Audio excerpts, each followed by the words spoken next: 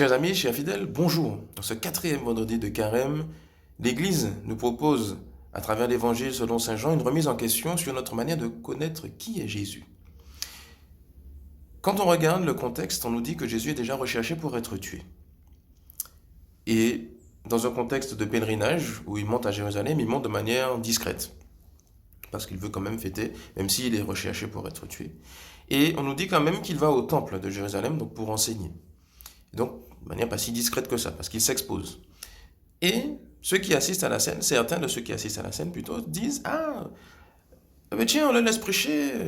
Comment il n'est pas recherché pour être tué. Comment les autorités juives n'ont pas vu qu'il est là. Bon, en tout cas, lui, on sait d'où il est.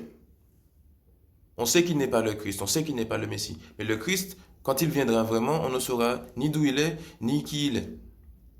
Et Jésus, qui répond, c'est lui qui est le Christ, dit Ah bon, vous me connaissez. Vous savez d'où je suis? Ah, très bien.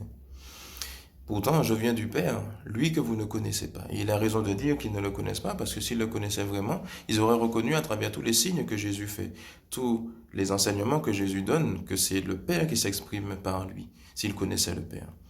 Et donc Jésus a raison de les interpeller en disant, vous pensez me connaître, mais en fait vous ne me connaissez pas. Et ça nous interpelle pour nous aussi de certains dangers de notre foi, où on serait tenté de dire, c'est bon, Jésus je connais, la foi je connais, la Bible je connais, j'ai déjà lu, j'ai vu. Bien en fait, on peut toujours approfondir, parce que si on raisonne comme ça veut dire que Dieu pour nous n'est plus un mystère, alors qu'il est un mystère. Un mystère, c'est quelque chose qu'on appréhende par l'intelligence, par la foi, mais qu'il nous reste, qu'on n'arrivera pas à enfermer dans notre intelligence parce que ça nous dépasse infiniment. Et donc, Jésus a raison de nous interpeller sur notre manière de le connaître, pour nous dire, finalement, voilà, continue à entretenir au quotidien ta relation avec moi, et alors là, oui, tu pourras dire que tu me connais. Et c'est quelque chose aussi de très important aussi, qui permet d'éclairer aussi quelques raisonnements que nous pouvons avoir quand nous sommes tentés de dire, voilà, je suis très très croyant. Tu es très très croyant, oui, d'accord. Mais donc quand tu dis je suis très très croyant, ça veut dire que la Bible, tu la connais très très bien et que tu l'appliques très très bien. Sauf que dans beaucoup de cas, beaucoup qui se disent très très croyants, ça ne se voit pas.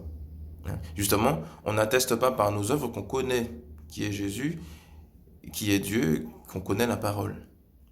Et donc parfois, justement, c'est nous qui disons à la parole, c'est nous qui disons à Jésus, je te connais, mais en fait, c'est moi qui te dis ce que tu dois être.